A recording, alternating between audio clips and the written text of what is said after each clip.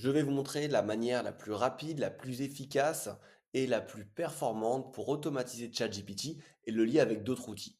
Ces outils, vous pouvez les choisir. Ça peut être Notion, Google, votre calendrier, vos emails, Instagram, etc. Allez, c'est parti, on ne perd pas plus de temps, je vais vous montrer comment on fait ça concrètement. Première chose à faire, vous allez sur ChatGPT, donc sur le site ChatGPT, et vous allez dans Explorer les GPT. Pour ceux qui ont l'abonnement plus, c'est disponible. Pour ceux qui ne l'ont pas, ça va être bientôt, selon ce qu'a dit ChatGPT, déployé auprès des utilisateurs gratuits. On va créer un GPT en haut à droite. Et là, qu'est-ce qu'on va faire? On va le nommer. Moi, qu'est-ce que je veux comme nom? Là, je vais vous faire une démonstration de comment lier ChatGPT avec votre calendrier pour que dès que vous receviez un email, un texte, un message d'une personne, vous le mettiez dans ce GPT et ça vous crée un événement détaillé avec cette personne. Donc, on va l'appeler calendrier GPT. La description, elle ne nous importe pas. Et les instructions, qu'est-ce que je mets en instruction? Chaque fois que je vous donne des textes, des emails ou des messages directs sur cette conversation, j'ai besoin que vous fassiez la tâche ci-dessous. Donnez-moi un résumé général du message, déchiffrez l'événement impliqué dans le message et présentez l'événement en format suivant. Titre de l'événement, date de l'événement, heure de l'événement, détail de l'événement.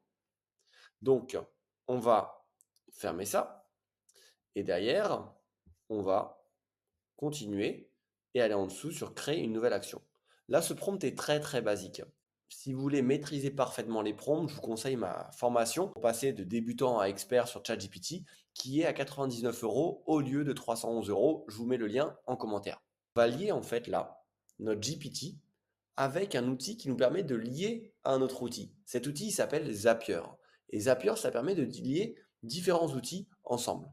Donc je vais aller dans le lien que je vous mettrai en dessous de cette vidéo. Je le copie-colle et là j'ai un URL et je vais copier-coller ce lien. On le copie-colle, on marque importer, il y a du code qui apparaît, pas de panique, vous n'avez même pas besoin de savoir coder, vous pouvez revenir en arrière. Qu'est-ce qu'il vous faut pour continuer? Il vous faut un compte Zapier.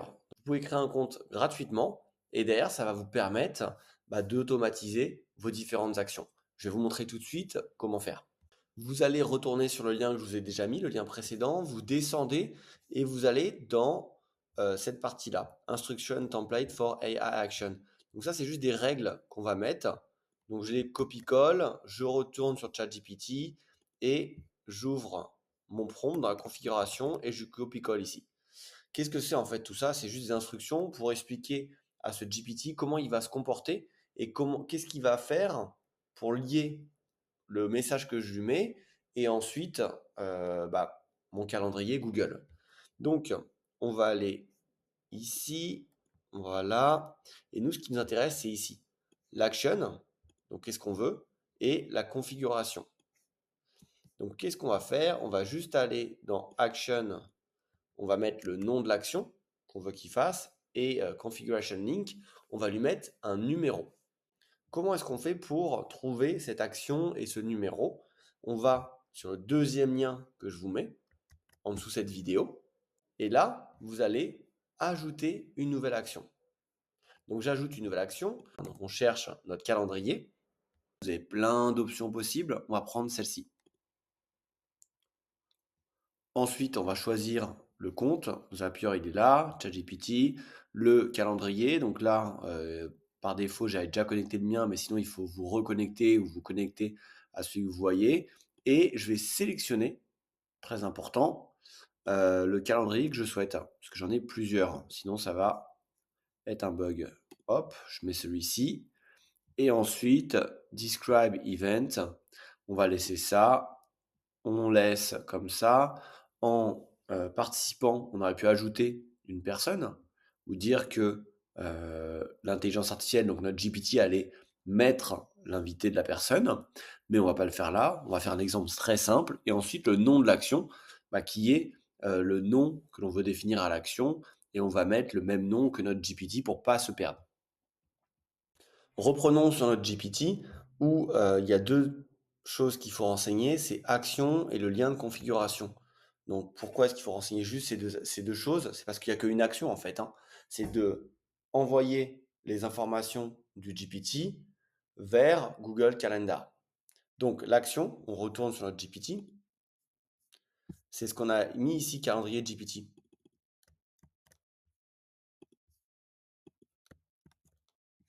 Et le lien de configuration, c'est le lien de mon GPT, le lien URL à copier-coller bien en entier.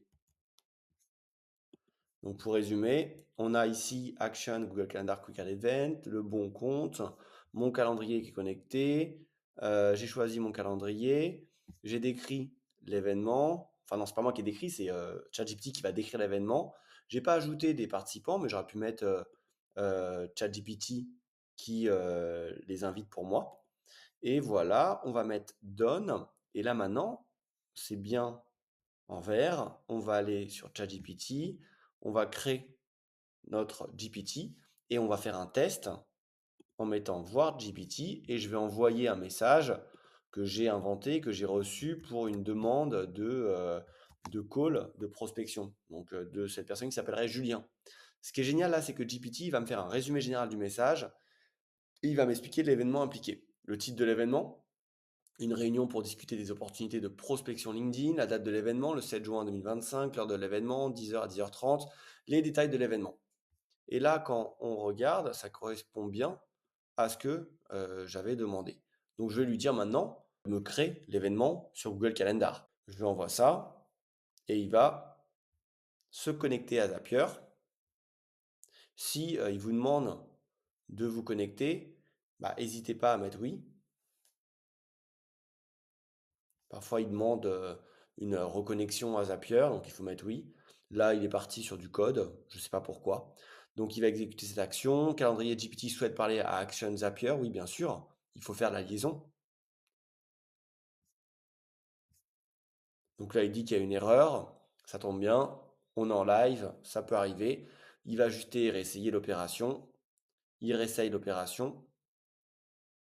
Donc, vous avez l'action, calendrier GPT, l'ID qui est bien là, et vous avez les instructions, créer un événement Google Calendar avec les détails suivants. Donc là, c'est parfait. L'événement a été créé avec succès dans Google Calendar, comme vous pouvez le voir. Et ils me disent que si je clique ici, je vais pouvoir le voir. Donc là, hop, j'arrive ici et vous voyez, le 7 juin, il est créé. Donc c'est parfait. Si cette vidéo vous a plu, mettez-le moi en commentaire, abonnez-vous et dites-moi aussi s'il y a des informations que vous aimeriez bien avoir ou des automatisations que vous aimeriez bien voir en tutoriel. Je peux créer des nouvelles vidéos et ça sera avec plaisir. Je vous souhaite une très bonne journée et à très bientôt.